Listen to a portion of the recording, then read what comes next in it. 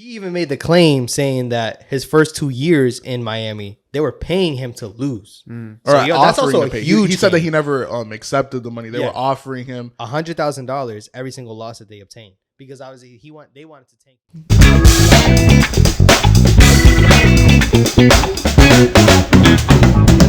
What's up, everybody? Welcome to the Balls of Your Face podcast. I'm Christian Rivera. It's your boy Josh Ramos. I'm Zio Hernandez. And today we're going to be talking about Brian Flores. If you haven't heard the story already, big lawsuit with the Giants, former head coach of the Dolphins. I know Josh knows a lot. You take the lead on it. Yeah, so pretty much he filed a lawsuit against the NFL, but it has to do with his coaching, like him trying to interview for the job, head coaching vacancy in New York as well as Denver. And pretty much he just feels like it was all just it was rigged, like pretty much like he wasn't really in the running for it, even though it seemed like he was, which I have a couple things to say on that. But what do you feel about the whole situation in itself? I think for Brian Flores to even want to come out with the lawsuit, I think that's big in itself because he's very much jeopardizing his coaching career, at least now, because he is a candidate, or he was a candidate for some head coach openings. But was he, though? Well, that's the whole thing. Now, was he really a candidate considered? And for me, I'm a Patriots guy. He obviously came from our staff. I think he's a really good coach, but that's a whole other argument. But at least short term, he but he put at risk the opportunities that he had right now, and who knows about long term. So we'll see, but it's definitely a risk that he's taking right now. And like he said, he's kind of that sacrificial lamb and someone's got to do it. And he said that God gave him the ability to coach, but this is more important than that right now. So it's definitely something bigger than him right now. So we'll see where it goes down the line in the future. Yeah. So just to jump into it, where did this problem all derive from? Which we found out after the Giants got their head coach vacancy filled with Brian Daboll. Your boy up in there in New England, man. Brian. Bill Belichick. He goes ahead and he texts to Brian Flores mistakenly when he's thinking he's texting Brian Daboll. They're both Brian. Yeah. Whoa. He put the same emoji for I definitely don't think when we're talking about Bill Belichick, bro, I definitely don't think he made this mistake. He's just old. But old people do old people things. No. They forget These sometimes. are just the New Englanders trying to make it. But let me read the text. So Bill Belichick says, "Sounds like you have landed. Congrats." And this is texting on Brian Flores' end. He says, "Did you hear something that I didn't hear?" And Bill Belichick puts, Say the word. We'll bleep it out. No, I'm not there yet. Oh, okay. So Giants, question mark, exclamation mark, exclamation mark. He's talking about the Giants. Who said that? Flores, Bill Belichick? Bill Belichick. Yeah. Use all those? That's what I'm saying. He used he put all the question mark and exclamation He's mark. more interactive on And he text says, than me. this is what's funny is that he's saying, "I heard you landed. You're with the Giants." And Brian Flores says, "I interview on Thursday." So the spot was not, it wasn't made. The decision was not made yet, but he said, "I interview on Thursday. I think I have a shot at it," which, just to get some context, Brian Daboll and Brian Flores were the two front runners to be the head coach. It was always like that from the beginning. So then Bill Belichick goes, "Got it. I hear from Buffalo and New York that you are their guy. Hope it works out if you want it to." Then Brian Flores goes, "That's definitely what I want. I hope you're right, coach. Thank you." After a little bit of time, then Brian Flores Brian Flores is probably sitting there thinking, Did he not realize he's like, literally, something's got to be off. He literally says, word for word, "Coach, are you talking to Brian Flores or Brian Daboll? Just making sure." So right there, bro, it's Even almost there, like, he didn't bro, say, "I am Brian Flores." Yeah, like, He's no. like, which one are you talking to? But when you text someone, ideally you want to make sure you're texting the right person, especially when it comes to something like that, because obviously all this is prior to the Giants making their hire. So then the next text says, Higher. It's been bar though. Yeah. So it says, "Sorry, I effed this up. I double checked and misread the text. I think they are naming Daboll the coach. I'm sorry about that, BB." And he says, "Thanks, Bill." What do you take on that, man? What did you take on that? Reading that whole text word for word, the he's exchange. old, man. What, you can't blame him. Okay, but obviously, how old is he? He's like 60 something, all right, right? so but bigger picture wise, why is Bill Belichick making these texts prior to this even going on? As in the Giants. What I want to know is who's Belichick's source, like who in the Giants organization, and obviously, Bill Belichick worked there a long time ago, but what was his connection to finding out? Well, what did he mean by that text? He said heard from Buffalo. So that's the thing, because Brian Dable was a coach in Buffalo. Yeah, I know that, but what does that mean? Does he mean like the Bills said, oh yeah, he's going? That they're pretty much losing their guy. So then basically it was the Bills then that he got his information from. See, yes and no, though. So this is what I think, right? Because I don't think purely Bill Belichick knew what was going on. Brian Dable was always a front runner because let's get specific. I'm a Giants fan. Our offensive side of the ball has been trash for the past years. Brian Flores is a defensive coach. Brian Dable is an offensive coach. So we knew that Brian Dable was our guy for the longest time, and he was listed as the front runner to begin with. So that's what I think was made, and that's why Bill Belichick's making those exchanges. But if he heard something otherwise and heard something before it was even made, obviously Brian Flores is hearing these texts or getting these texts before he even does his second interview. So why am I going to go interview for a job that I feel like is already given up? And he still went, still interviewed. It was still an extensive interview. It was still 6 hours long. Damn. But obviously he already had text messages saying, oh, this spot's already filled. Brian Flores is a better man than me, because if I'm going to an interview and I'm hearing that like somebody else already got it and I'm going to go in like still, and obviously I'm pretty sure he still went in thinking like he still has a shot, but it's like you see those texts, it's like the odds are already against him going into the interview. And then it starts that whole other conversation. Like, was he just there to fulfill the Rooney Rule? And I think the sad thing is like that rule. Can you say that rule real quick just to explain it? So basically it was a rule that, when was it established? It was like 15 years ago. Yeah, like 15 years ago. At the time, they only had 2 black coaches. At the time when they made the Rooney Rule, it was a way to incentivize teams of at least interviewing one outside minority candidate and try to getting them in coaching positions for them to be able, obviously, to increase the number. So here we are 15 years later, and we actually have one minority coach, Mike Tomlin, one black coach. And so you look at the whole spirit of the rule and did it work? That's a whole conversation in its own. But obviously, teams haven't really. Damn, you took a yeah, it was I had to get a lot out. Teams, you're looking at it. Are they bringing in coaches like Brian Flores in this situation just to fulfill that rule of bringing in that one outside minority candidate and just interviewing them to quote unquote check a box? Because the spirit of the rule is we just have to bring a minority to interview for the job. It doesn't say it has to be a fair interview. They have to have a legit shot at getting it.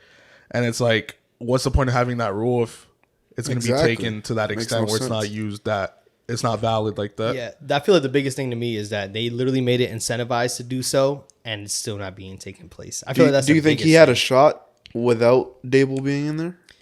For sure, I think he did, because he was the most, like, obviously. Let's go over Miami real quick. I mean, nobody expected him to be fired because they won 8 out of the last 9 games. They didn't make the playoffs, but they were like right there. He even made the claim saying that his first 2 years in Miami, they were paying him to lose. So that's also a huge. He said that he never accepted the money. They were offering him $100,000 every single loss that they obtained, because obviously they wanted to tank and get best possible quarterback. But obviously, when you're a coach, losing games, you're not going to keep your job. So he feels like they were asking him to lose just so they can tank, and also they have this African American coach and he literally said it himself. He was the angry black man that had problems and stuff like that, and that he was pretty much the sacrificial lamb in Miami to start losing games, and he was their black head coach for a couple of years and then got rid of him. So it's big claims that he's making. And I definitely think it's serious, knowing that he's jeopardizing his future in coaching in the NFL. But it's just definitely an issue that needs to be addressed. Like, once again, I think Brian Dable was our guy, but this is just bigger than Brian Flores being the coach for the Giants. Like, this is a problem across the league, as you know. Now, Lovie Smith for the Texans is the second African-American head coach. And Flores, he was a candidate for that job, too. Yeah, he was a candidate and didn't receive it, which obviously, after this lawsuit, I kind of don't expect him to get a head coaching job. Ever again? Or just this year? I think short term, I think teams are probably going to shy away from that, thinking that there's too much going on, like questions with the coach and outside distraction. I guess they probably don't want to bring someone in, quote unquote, dealing with that at the same time. But that being said, his whole career in the future, who knows what opportunities he can get. Yeah, and that's why I think with this lawsuit, though, it has to get finalized. Whatever the outcome of it has, that's going to weigh on whether he's going to coach or not. Because if he makes all these claims, and trust me, going against a big league like the NFL, like, bro, it's tough to win, especially when it's just you going for it. he's actually saying it for him to be the first one, and you've seen it. Hugh Jackson spoke about it, which is another African-American coach that was coaching in the league at one point, and then also another coach spoke up, and he's trying to get pretty much just everyone who's experienced the same troubles as he's having, as in trying to get a job, but he feels like race is definitely involved into it and why he's not getting it. He's trying to get them to speak up as well, but not everybody's willing to take that leap of faith. You feel me? And then to piggyback on the point that I had earlier, also Denver was mentioned in that same report, and what Flores is claiming is that he had his interview with John Elway and another executive from the Broncos organization. They went into the interview, and based on his words, they were basically, it wasn't a fair interview. They were kind of, he could tell that they were out the night before. So it's like, that's another example of, is he just there to check a box? Like, he goes into an interview, the people interviewing you can tell that, like I said, based on his words, that have been out the night before, partying, drinking, and it's like, well, like, if it is the lawsuit like put through already, or is he just saying that he wants to do it? So it's filed. No, it's filed. What is like, how would they find out if he's like telling the truth? Like, there's not like a paper saying, oh yeah, we're just gonna bring him in. You know, there's not an email sent out probably. Like, we're just gonna bring him in to check this box. That's my thing though, is that I feel like there is something, like some things might be obviously no, like that, like you're saying, the intent of it, I feel like there's no way to document that.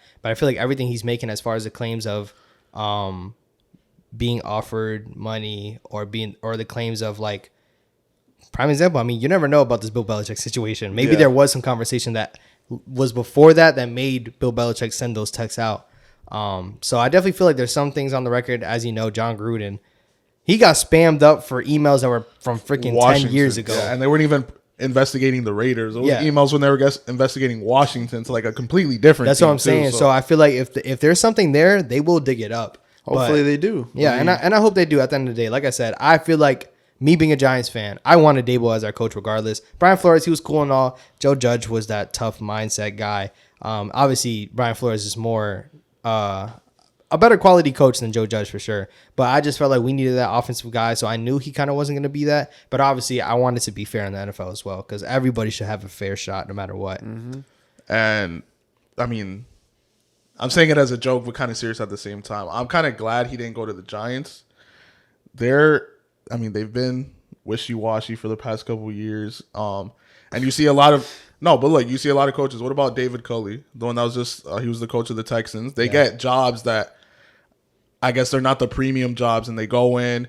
And Culley, to his credit, they won 4 games this year, which, I mean, Houston was projected to be one of the worst teams, and he still got fired at the end of the season. So, I mean, your Giants, they're a little suspect. But listen, bro, let's be real. At the end of the day, why is there no head coach? Because the team sucks. So no matter where you go, you're not going to get a team that's 12-4 with no head coach. That doesn't happen. That's true. So no matter where you're going to go into a situation that's not well ran. The Dolphins, when he got into there, bro, the Dolphins haven't been relevant at all, bro. Like, literally at all. I mean, the same argument couldn't be made for any other team. A couple years back, the Packers did have an opening, and they have Aaron Rodgers, and Matt LaFleur ended up becoming the coach. So there is opportunities like that. So it's like, why haven't we seen a black coach get opportunities like that? Once again, this point being made is not the problem. Is not the reason why this shouldn't be happening. If you look at the offense. If you look at the league right now, offense is taking over, man. So all these defensive head coaches, they're not really flourishing anymore, or they're not really the guy anymore. If you look at it, I think the only one that comes out to my mind right now is Saleh and the Jets. He was a defensive coordinator for the 49ers. Very pumped up, always doing this and that. And he's the head coach. But other than that, bro, and Mike Tomlin, obviously, he's African-American. Shout out to him. He's been coaching. And he hasn't had a losing season in like 12 straight seasons. Yeah. Like Never had a losing record. Something crazy. So it's like when you look at it, though, like it's definitely shifting offensive-minded in the league. So I feel like that plays a role in why he's not getting a job. But you look at Eric Bieniemy. He's the offensive coordinator for the Chiefs. The Chiefs are obviously this offensive gauntlet. Like, they are just something that everyone aspires to be. He's the offensive coordinator. He's not necessarily calling plays, but he's the coordinator of that, and he's not able to land a job. Once again, another African American whose track record is detailed and very extensive, and he still can't land a job. It makes you think, if a white candidate had the same track record, Chiefs, Patrick, like what he's done with that offense, it makes you think if they were on the market, if they would be like that number one coaching option that everyone wants. And it's a sad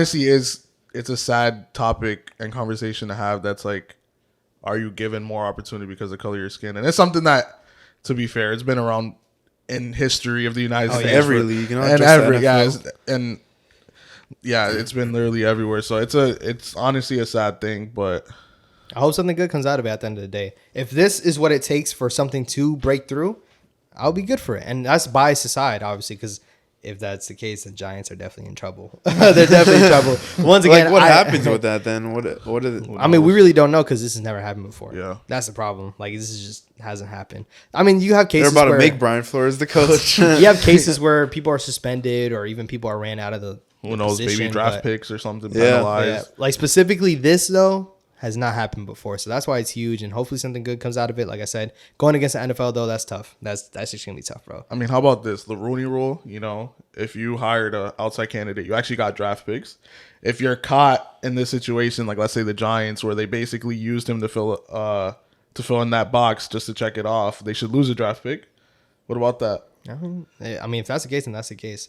Like I said, that's bias aside, though, because once again, I genuinely feel like Dable was our guy from the jump.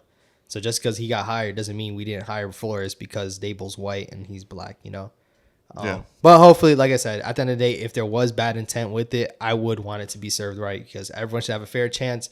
And obviously, me being a minority, if I was in the coaching running, I would want the minority to have an equal chance. So, yeah. Shout out Coach Flores. We're in support of him. Definitely putting the prime of his coaching career at least on pause for now to fight something bigger than his personal agenda. That's definitely exactly. Because once again, he could pass this lawsuit could be fine, and he still won't get a job because Yeah. people aren't going to go for him because of all that situation going on. Yeah, they're gonna be like, oh, if you did that to whoever, the Giants, what's gonna happen with us? You're gonna think we just fill in a box too, or Yeah, exactly. So it's definitely, but like I said, for him to take that step, shout out to him. Hopefully everything comes out good about it. and obviously he wouldn't just do this for no reason. Like there's obviously a reason behind it. He feels a type of way about it, so he should go and do what he has to do to get it resolved. Because I mean, at the end of the day, it's not right. And if they made the decision before they interviewed him, then that's just messed up in a whole. Because they just wasted his time. Like you said, 6-hour interview. I mean, they're wasting their time and his time just to be like, yeah. See, and that's what I'm saying. Like, I don't think that interview would have been 6 hours if the decision was just made like that. But like, I think maybe the Giants were behind and they were like, let's make it 6 hours. Because who knows if they were like, oh yeah, just a 1 hour interview. Because that's what they're saying though. They're saying maybe the Giants made that interview very extensive because how long knew, was Dable's because they interview? knew he knew. How or long was something. Dable's 7 interview? hours. No, I don't know. I mean, I think they're all pretty extensive. I don't know the exact. They detailed his interview because he's saying that his interview wasn't treated fairly, and the Giants were like, "Oh, we did our extensive work. It was this long. So they don't really. See, the fact that disclose the Giants said that makes it more suspect. See, but they're just because they're like, well, we counted the hours. It was 6. but they're getting impressed. You feel me? So they have to like respond with something instead of just Yeah, but the all fact this. that they have the track record of how long it took doesn't seem right. I don't know. Like, are obviously- you really keeping track of your interviews like that? I mean, I'm just saying. I don't know. See, I think your Giants. I think your Giants. No, I think you're in trouble. No, dude. No, but I mean, it's just not right. In general, was it? Do you feel like he's the most qualified black candidate on the market? I wouldn't say most, but he's up. He's there for one sure. of them. He's qualified because the point is that being a head coach is being a leader of men. And when you look at the Dolphins, bro, the Dolphins were able to pull off 8 of 9 wins. That's leading a team at the end of the day. I feel like the Giants have a lot of talent, but they have no one to lead them. So I feel like he's a leader of men. He's a head coach that people should want and desire. But like I said, there's other factors that come into it at the end of the day. Like, it just is. He's a defensive coach. He's not an offensive coach. yeah. So it definitely depends on the makeup of a team and what a team's looking for. But that being said, he definitely should get more opportunities. Not just him, but obviously other minority candidates coming up. And I really hope the league. I don't know what the solution is. Obviously, the Rooney Rule hasn't worked, I guess, the way they hoped it would. So Probably need to rework that. Obviously, something different has to be put in It's But place. it shouldn't even be a rule in the first I was place. gonna say it's crazy that it's incentivized to begin with, bro, because this shouldn't be a problem. But like I said, bro, hopefully you transition like the NBA. Like the NBA, like almost half the league is led by black coaches. So I mean, I hope something like that transpires. But It's how just long so has that tough. taken? Yeah, nah, That's the I thing. don't know, man. But that's where we stand with that, man. Let us know what you think about the Brian Flores situation. And once again, if you do not already follow us on the Balls in Face podcast on Instagram, Balls in Face the podcast on TikTok, and BIYF the podcast on Twitter, man. What you got for our YouTube listeners? You know, like, subscribe, do anything. Let us know if we're doing bad. Let us know if you got any suggestions, anything. We're just trying to get better week by week. So any suggestions, just drop them in and we'll definitely take a look at them. Drop comments, hit the like, hit the dislike, hit the bell, hit subscribe, hit all that. With all that being said, I think we're all set for this episode. I'm Christian Rivera. I'm Joshua Ramos. I'm Azir Hernandez. Bye.